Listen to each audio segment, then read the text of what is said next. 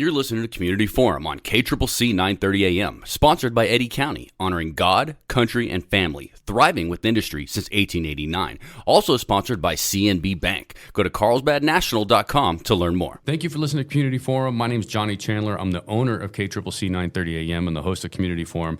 And with me today is Hannah Ornelas. Hannah Ornelas is the program assistant for the Carlsbad Anti-Drug and Gang Coalition. How are you? I'm good. How are you doing? Good. You've been on before, right? We had you on before. Yes. How long ago was that? Last year, it was like last July, I believe, summertime. It wasn't about the survey. It was No. just to talk about the... Just in general, what we were going on, events that we had upcoming that year. Yeah. Good stuff. Perfect. That's excellent. So you're the program assistant. Was that also your title last year in July? Yes, and this time it's a little different. I started off just assisting within a few of the programs and grants that we had. This year is a little different because I have my hands involved in all of the grants and programs. Oh, okay. And so really my director did that on purpose to see which ones I may enjoy the most or have a desire for the most. And so it's been really eye-opening to me seeing the programs that I have a heart for the most. And it's been going really well. It definitely got busy at times, but it's all for a good cause, so it's enjoyable all the time. Do you enjoy your job? I do. Because it's not a volunteer position, is it? Correct. No, you're actually paid? Yes. That's even better. So out of all the programs that you've dealt with or are kind of heading up in grants that you're doing right now, right, you're trying to figure out which ones you like the most, right, which ones you're truly passionate about, because the ones that you're passionate about will thrive even harder than all of them in general. Can you want to name one or two of them for us? Yeah. I would say one of my first favorite is actually Teen Court. It is a real juvenile court program that minors can go through. Anyone who is in high school or middle school, if they happen to maybe they got in a fight at school or they got pulled over for running a red light, anything of that matter, they get sent from municipal court or from the school as a referral over to the teen court program. We hold it on Monday nights over at the Janelle Whitlock building. They're across from the library. Is that every Monday you do that? Normally it's every Monday. Unless it's a holiday. Unless it's a holiday, right. Correct. So you're in the same place that the city council meets, right? Yes. Yeah, right? I guess. Because it has all the chairs of the city council. Correct. It looks like a judge. Yeah, exactly. And is there more than one judge in the teen court? We do have about, I think, 4 or 5 that are volunteered as judges, and we cycle them through. So they're not, we like to cycle them out every 4 people, every 4 weeks. And so I believe our next teen court meeting will actually be Miss Moorhat here from the college. And so she will be our judge for the next meeting on April 15th. But it's been really great to have the judges. In the future, though, we do want to do a training for all of the youth to become not just attorneys. We already have youth attorneys, but we want to train them as youth bailiffs and youth judges. And so that's an extra training that we have to have approved, but we would like to do over the summer. Okay, so teen court you're really, really passionate about, right? And is there another one you're really passionate about? Yes, sources of strength. So that's under one of our grants for OSA. Sources of strength is more relied on the whole person as a teen. And so we go through all of the middle schools and the high school here, and also early college. Right. And sources of strength is a program where we just focus on their health as a whole person. So that also includes their mental and emotional health. We're not exactly teaching some kind of curriculum. It's not exactly much of a class. It's really, we teach them some kind of a lesson that they can apply to their life and how they can spread that message to other students around the school. The entire message is what gives you strength, what gives you hope when you are going through a hard time. What do you do when you're stressed, when you're depressed, when you're anxious? And we provide all kinds of campaigns or resources that those students can do, because we truly believe it's very powerful that if you're going through something, you need to reach out to someone. So I have enjoyed that program second, just after Teen Court. It is just such a wonderful program. We've been doing it for almost 2 years now. All right, excellent. So very passionate, but I can't let you let an acronym slip through on us, and I don't know what it means, so I have to ask. So you said OSA. OSA. Okay, so I hope I get this right. It's the Office of School. Oh, man. Is there 2 S's in it? Adolescent Health. Okay, so Office for School of Adolescent Health. Good job. That's nice. what OSA stands for. Yeah, so OSA, as long as we are doing some kind of program that gears towards adolescent health, that's the government grant. And so we chose Sources of Strength to be that program to implement. Great. That's awesome. And you guys still have your drug trailer? We do, yes. We haven't used it in a little bit, but we're hoping to use it soon, maybe for a community event. We would love to do that again. Yeah. I always like the idea of parents, can you find the drugs? Yes. Can you find the alcohol in the shampoo bottle? Hint, hint, right? Yes. Can you figure it out? Those are always fun. Hands-on demonstrations, really interactive. It makes you think outside the box, literally inside a box container, ironically enough. Hannah, why don't we get into like the main reason that you're here? I'm going to have you tell us more about the coalition as well, because we've got plenty of time. But you guys are doing your annual survey, correct? Correct, yes. Okay, go ahead and tell us about that survey. So the New Mexico, it's a community survey they do every year. This is what the state provides and really tells what all of the counties in New Mexico to participate in. So Eddy County is technically competing with the other counties in New Mexico to see like who's going to get the highest numbers, but really the cause behind it is... Who gets the lowest numbers? The highest numbers. The highest numbers of participation. Right, participation. Lowest numbers in drug use. Right? Right, yes. Okay, yeah. But highest numbers, let me reiterate, because within the survey, there are some numbers we get back. But no, highest number of people that just at least completed the survey. Okay. That, of course, is it. We wouldn't want to see highest numbers involved in that. So what the NMCS survey includes, there's roughly about 20 questions. It is for adults who are 18 and older. It's completely anonymous. And reason being is some of the questions might come off a little sensitive. It does involve some questions pertaining to substance use. And so the point of that is we want to hear some feedback of what is this person's thought on the substance use within the community? What have they heard? What are maybe some stories they have heard, things that could be true, things that could be myths. Does it ask personal questions? It does. It has some personal questions too, like if they currently use any substances, and that can be anything. That could be, if they do drink alcohol, how often, if there is any cannabis use, opioid use, and then if they know anyone close to them that also gets involved with any substances, and maybe how often or what they have heard. And the reason for that is, again, we're trying to get data from the entire state of New Mexico to see what area of New Mexico, first of all, has maybe a higher rating in adults that use alcohol, or adults that provide alcohol to minors, or adults that use cannabis. Do we see a higher trend in northern New Mexico versus southern? But it's not just to get random numbers. The entire point of that is so we can see what kind of resources do we need to provide, because that's really what the coalition does. We're a nonprofit. A lot of our programming is done within the schools for youth, which I think is very effective.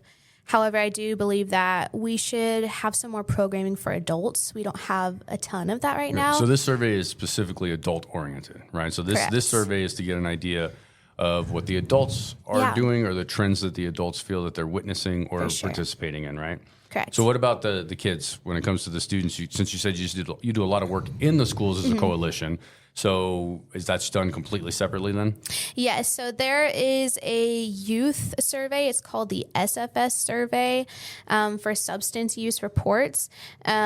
We got some data back from those surveys just within the schools, and it did show a positive change from 2022. For middle schoolers, it showed an 11.6% decrease of e-cigarette use.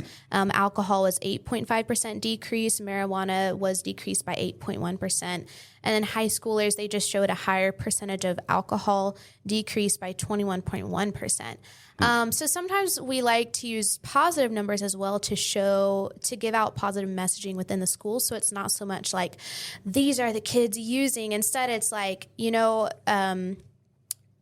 2 out of 3 students at your school actually chose not to be involved in those substances. So we like to change the wording of things to show here's a high amount, 92% of high schoolers, your grade, are not using cannabis or are not using vapes or e-cigarettes. Right. We like to use positive messaging a lot. But of course, it's good every now and then to show the real facts in the presentations of here's what's going on. And that kind of goes back to some of our other programming with Sources of Strength. Could the substance use be linked to maybe mental health in some way? Maybe it's something that students are turning to as a way to cope. And so that's another reason why we have that program there, is there are healthier ways to cope with things. Yeah. That's a lot of information that you just gave us. So we know we're going to do some trends. You gave us some statistics about youth and using less substances, which is always great. Mm-hmm. It's always good to hear that. So do you have any information from like the last result? So you guys take all the information, you send it to the state, right? Mm-hmm. And then the state comes back with some information. We all know it takes the state a little while to compile everything, basically. Yes. So as a result of that, what year do you have a little bit of information for us? The most recent one that we have the data from would be in 2022, which I think is still good. We have a close year to see, what data do we get back from the New Mexico surveys alone. Some of it, of course, since we're talking about substance use, we saw like reasons for RX painkiller use in 2022. If it was pain identified by a doctor, meaning it was prescribed by a doctor, 93.2% of that were just prescriptions. And so that's good to see that they at least went through a provider. But if it was pain not identified by a doctor, that was actually 9%. Some people take it to help them sleep. That was almost 5%. And about 6.8% use it to cope with anxiety or stress. So that would be RX painkillers.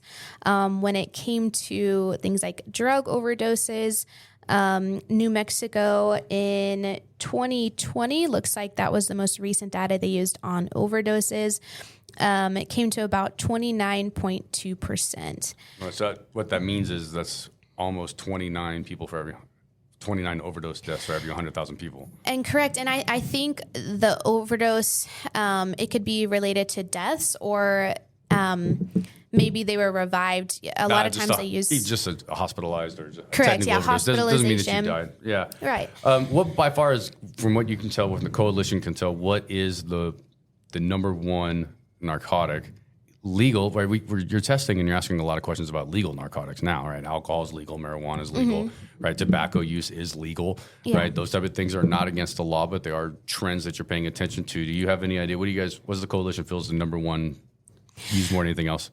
At the moment, I think for adults in particular, since we're on that survey alone, I would say it's probably alcohol use. Yeah. It seems to be just something a little more, I hate to say normalized, it's just a higher number we've seen for a while, the last few years. COVID didn't help any of that either, did it? No. And I believe, everyone has their reasons for it, and it could have been, like it did show New Mexico in 2020, alcohol-related like chronic liver disease was close to 25%, or alcohol-related injuries was 32%.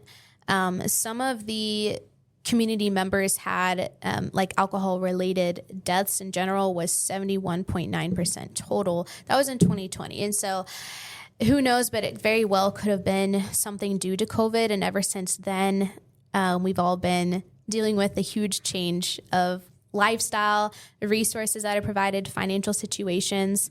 Sometimes I wonder if that has anything to do with that alcohol use. And that's kind of what the survey helps us with is this something you turn to as a way to cope, or is it something that is a daily habit? Or so you want all surveys returned by April 28th, right? Correct. And you just go online to get it? Yes. Right. So just help us walk through, people that are listening, not visually seeing it. Talk to us how we would access the survey by going to your website. So you can go to carlsbadcoalition.com.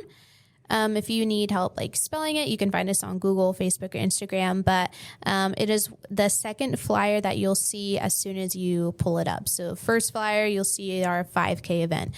Second is the New Mexico Community Survey. So again, if you are 18 or older, you can take that. The only time it will ask for your email is if you are interested in getting that reward. They give away 100 wait a minute. You're burying the lead. There's a reward. Yes, we've been speaking for well over 10 minutes, and you haven't talked anything about a reward. Yes. So let's get into the rewards. Yeah. Okay, so if you do participate in the survey, there's a chance you can win $100 to $500. They do 3 giveaways every week until the survey is complete. So it could be likely that you win. So if that is something that you're interested in, then yes, that is the only time that you'll enter in your information. Is that a statewide giveaway, or is that an Eddy County giveaway specifically? Statewide. So you're competing statewide. Correct. Right. Yes. So we started out the survey with you saying that we really hope we get a high number, right? Yeah. And I was confused as to what that was, right? So I read, I think in that document where you guys have some of the stats that I think in 2022 you had over 400 people complete the survey. Yes. Right. So what's the goal this year? So the goal, of course, we always want a higher number of participants. It always helps us with more data. But we feel like it'll be a little more effective this year if we actually talk to these people about it. So whether we're going to the college and we're doing a 5-minute presentation on it, or we're doing this where we're meeting with radio stations or newspaper ads. But me and my coworker who are working on this together, we've been teaming up and going to locations all over town that have a lot of customer traffic. So that could be restaurants, tire places, just places with waiting areas. Yeah. And we communicate that with the manager there. Like, hey, this is what it's about. And you guys have a flyer. Do you try to hang up flyers too? Yeah, we hang up flyers. And which will have a QR code even, yes. I think. There you go. Yep, flyer. It makes it so easy. Use your QR code to send you directly to that survey. So, and it takes maybe 10 to 15 minutes. It's only 20 questions, you said, right? Yeah, so it doesn't take super long. Is it like multiple choice? I believe so. Some of them are multiple choice, some of them are fill in the blank. So it's a little mix of both. But you're not asking for novels. Correct. No, it is just straight answers. And a lot of time, a majority of them are going to be multiple choice. So you kind of select an answer or at least enter in part of the data. And then that can go to the state. Really goes up to Santa Fe. They get us those numbers by probably fall of this year, and that way we can keep it updated every year. And so I'm having a thought right now. Okay. The idea that everybody answers these surveys, right? And how truthful do we think people really are, right? When it comes to the idea of telling the truth of how much they use substances or they don't. So is there an extrapolation for your organization, right? Meaning that it came back at this percentage, but everybody thinks they're better than they are. So then you're going to pretend that you're going to actually think that the problem might be slightly worse. I think a lot of time, personally, we're just going based off the data they give us, and we teach based off of that. But I do believe that sometimes people feel like, well, what if my information really is out there? What if I don't want to be as honest as I want to be? I think about that often with the school surveys and adult surveys as well. I highly believe that at least there's a small percentage of people that may not answer as truthfully and just want to sound a little better. But of course, we're just going based off the answers they give us. I mean, you can win some money, so put your email address in if you want. But more importantly, you can be anonymous, right? So think about the idea of the anonymity is it's just like taking the census, right? Every 10 years we do a census count, right? They're not vilifying you for filling out the survey if maybe you use alcohol more than you feel like you should, right? We're not vilifying you. The idea is fill it out because then we're going to get resources based on what our community is telling us. And if you don't tell us what we need, then or what you're doing or what others are perceived to be doing, right, then we don't have the right resources to help you. It's just like the census, right? You get counted in the census because there's going to be a population number associated with that, and then we are going to receive state, federal resources as a result of the number of people in our community. So we're also going to receive resources to help combat gang violence, help combat drug abuse, all those things, but we're not going to get the right amount of resources if we don't take surveys. Right, correct. And that's how we get our information. And one of the resources that we have already received in the last couple of years, just to show that it really is effective, are cabinet lock boxes. And so these, we have given them out to every cannabis shop in town as well. Explain that for me a little bit, cannabis lock box, like a gun lockbox almost, but for your drugs? You can use it. You can use it for your medicine cabinet, alcohol cabinet. If you do use cannabis as an adult, if you're 21 and older and you have products related to that, you keep it locked away. And so locking up the liquor cabinet when you got teenagers in the house is like very normal situation. You know what I mean? Absolutely normal. So the idea behind that is like, if you're you got teenagers in the house, you should probably lock up all the things that teenagers are not allowed to have. We hope that they do. So at least it's something that has been provided to us. We were able to give out in the community. We even gave some out at the Gus Macker event since a lot of people were there. We educated them on what that was. And it's so easy to use. It's just a small little box. They set up a fingerprint. And so there's really no way of getting into it unless they have that fingerprint to open up the cabinet. And so that is a very great resource we just recently used a couple years ago. I think honestly, the results that we got from those NMCS surveys was what helped us be able to retrieve the amount of those boxes. Full circle. Mm-hmm. We just made a full circle conversation, right? You guys took the survey. You have good participation on the survey. As a result of that survey, you then have come up with something that's been really helpful to the community and helpful to families. And it just shows you guys using that data in the survey in action, right? And so you've done a wonderful job explaining that to us from start to finish on exactly how that works and exactly how you guys use this data for good, which is another reason to go ahead and take the survey and answer it honestly, because this group, this Carlsbad Anti-Drug Gang Coalition, is really doing great work.